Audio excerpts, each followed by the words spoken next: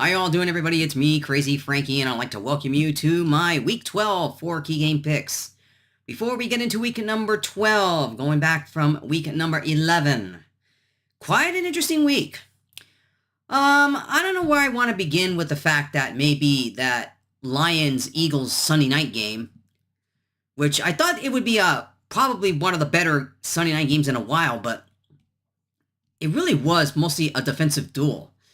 And there was Dan Campbell taking over the offensive coordinator since he told Morton that I'm now taking over the play calling on the offense and all that. I will have to say that you think that somewhere down there that Morton's probably laughing it off big time after the dismal offense that they had against the Eagles. I mean, you have to give the Eagles defense some sort of credit and their due. Because, look, I know a lot have been focusing on the Eagles' offense, and with some good reason. Obviously, because A.J. Brown said in the media before last week before this game that we're not going to win if we keep playing if our offense continues to play like it did against the Packers. Now, the Eagles were lucky to escape because you got to show some love to the defense because it was really the defense that kept the Eagles from letting the game get out of hand if the Lions were to get their offense going, because the Lions only mustered 9 points. And you got to wonder now, is it really panic time for the Lions? And I would say probably, because if their offense continues to struggle and all this, I know their offensive line is pretty banged up. And it's really, you can't really use that much of an excuse right now. And given the fact that Goff played so terrible, couldn't get to Amon-Ra St. Brown, they had trouble running their running game was sort of okay. Gibbs was able to manage some good run, but really you got to wonder what's going on with that offense here. Their defense really did a fantastic job of only holding the Eagles to I think only 16 points, but still their offense could not get anything going. And the Eagles, to me, unless you beat them, to me they're still the team to beat in the NFC regardless. They're still holding the number 1 seed. To me, I know they're not playing their best football, but to me, unless you beat them, they got to be the Eagles have now got to be a Super Bowl favorite as of this point. When I look at the other games right now, obviously there was a little thing that happened between the Steelers and the Bengals. Jamar Chase got suspended because he actually did spit on Ramsey. Ramsey was thrown out of the game, but if you watch the video, you could see clearly that Jamar Chase spit on him. And really, anything that involves saliva going on you, it's really disgusting. I mean, I don't even know what to make of that nowadays. And we see somebody spit on you. Of course, it's a reason to go. It's a reason to fight. Come on. When I look at the rest of the other games, Packers finally got back on track, but it wasn't that pretty because they barely won by a touchdown against the Giants. The Bills finally got back on track, but it wasn't easy because Josh Allen had to do it all himself. It clearly tells you there's problems in their offense, let alone, obviously, their defense is pretty banged up, and yet you got their offense also struggling.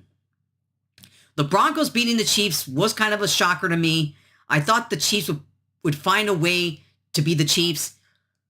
It's really hard for me to say if the Chiefs are really done this season because I still don't think so. Somewhere, some way, they'll find a way to get a playoff spot, in my opinion. But their schedule doesn't favor them all that much. And there's there's games in there that may not be winnable. Or I should say maybe a chance, they're not guaranteed, I should say. But when I look at the rest of the other teams, it's hard to say for me if Denver really is for real. I know a lot of people, other than the Broncos themselves, they're finding reasons to believe in Bo Nix. But to me, it's just that their defense is the reason why they're still in football games. And they were fortunate enough to get a victory last Sunday against the Chiefs. But other than that, it was kind of a sort of an interesting week last week. Obviously, the Madrid game was a disaster, to be honest with you. I don't know how that game went into overtime and somehow the Dolphins ended up winning it. That's because the Commanders are terrible. Anyways, let's get into week number 12. All right, beginning with key game number 1, it is the Bills versus the Texans. The Bills are a 6-point favorite in this one here, and I would say maybe there's a chance this goes to 5.5, maybe in 5. I don't know. Josh Allen basically had to win the game all by himself last week. I mean, if you look at his stats, 19 of 33, 117 yards, 3 touchdowns, 2 interceptions. See, the interceptions was kind of interesting last week. I mean, he turned the ball over twice.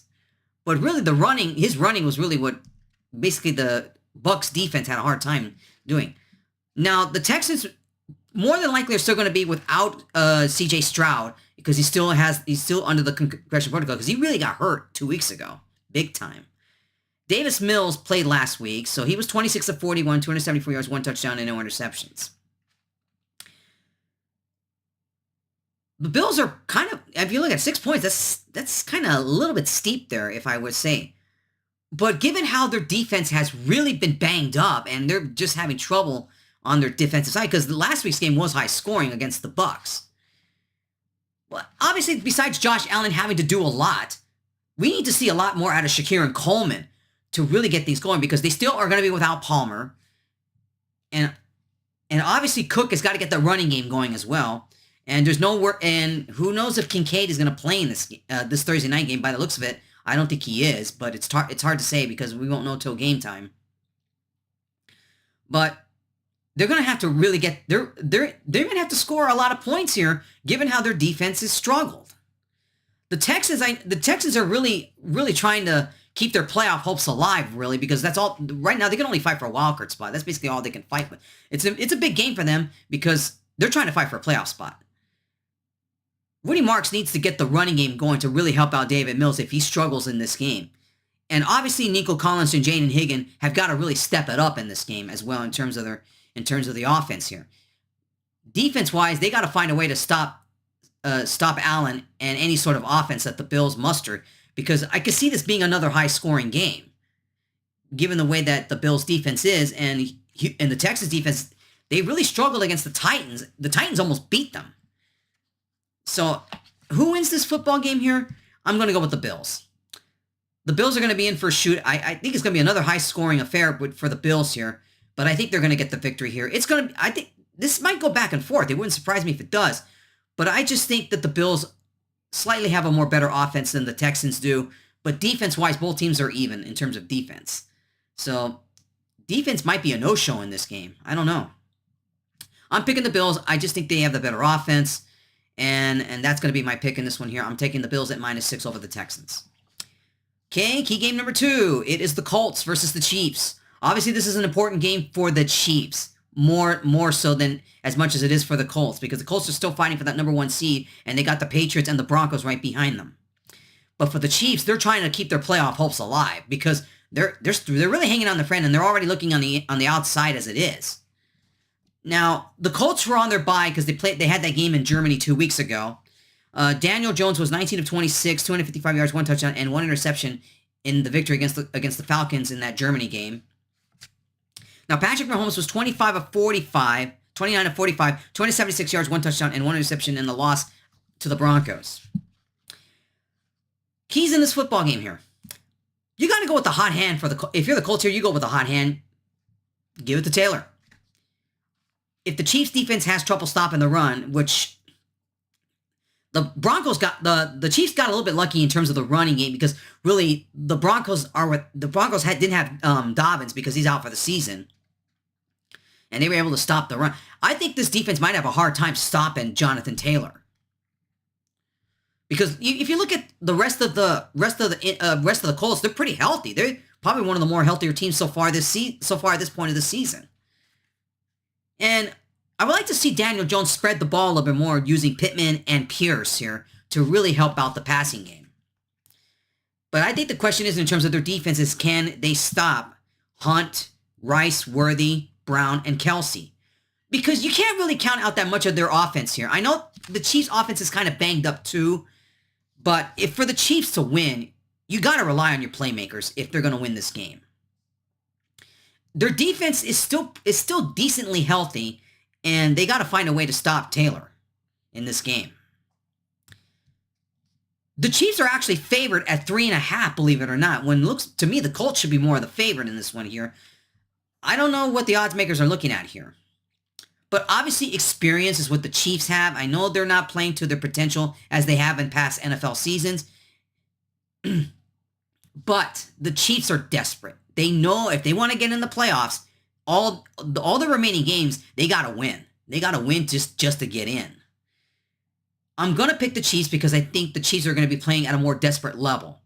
The Colts right now, obviously, they're just fighting for that number 1 seed because the AFC South is pretty much theirs. They have a wide lead over the Jaguars in this division. But I think the Chiefs, obviously, they're going to be playing desperate. And I'm going to pick the Chiefs in this one here. I think they'll barely beat the Colts in this one here. I think the Colts will I think the Colts will lose. It's going to be a tight ball game. I could see this for all 4 quarters. But somehow, someway, I think somewhere, someway, the Chiefs are going to escape with a victory. Because they know the playoffs are at stake here if they lose any more games. I'm picking the Chiefs at -3.5 over the Colts. Key game number 3, Steelers versus the Bears. The Bears are a 3-point favorite and expect that to go to 2.5, maybe 2. Now, last week, Caleb Williams with 16 of 32, 193 yards, no touchdowns, and no interceptions. Now, that's big because he's been able to turn the turnovers down. But really, their defense is still going to be a major problem for this team. Because they were lucky to come back against the Vikings because for some reason, they struggled against Minnesota.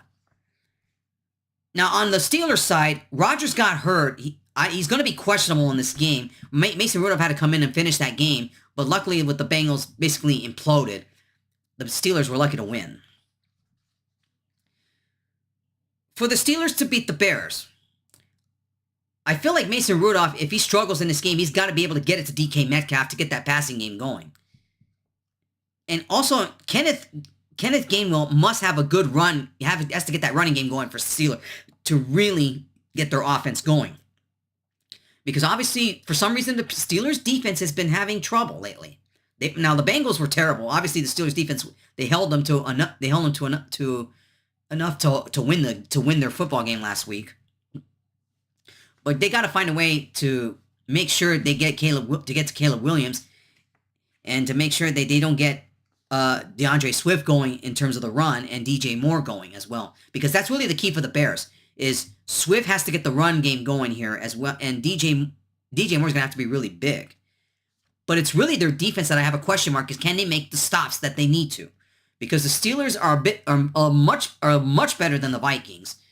But it's really tough to say with this what Steelers we're going to get. Because remember, they laid an egg against the Chargers 2 weeks ago. Who do I see winning this game? I'm actually going with the Steelers. It's going to be a tight ball game all the way, and it probably won't be high scoring either. But I just think somehow the Steelers defense, I think, will find a way to get to Caleb Williams, and they'll find a way to hold their offense at bay. But this is really a 50-50 toss-up here, so I don't know who's going to win this game here, to be honest. The Steelers need this win. They need to win because the Ravens are coming, and they're coming fast to try to take over the division. The Bears are trying to cling on to first place in the NFC North, but obviously as well as a playoff spot. I'm picking the Steelers here at +3 to beat the Bears. It's gonna be a very tight ball game for 4 quarters. It's a tough pick here, but I'm picking the Steelers on this one here. And key game number 4, it is the Buccaneers versus the Rams. The Rams are a 7-point favorite and expect that number to go to 6.5, maybe 6.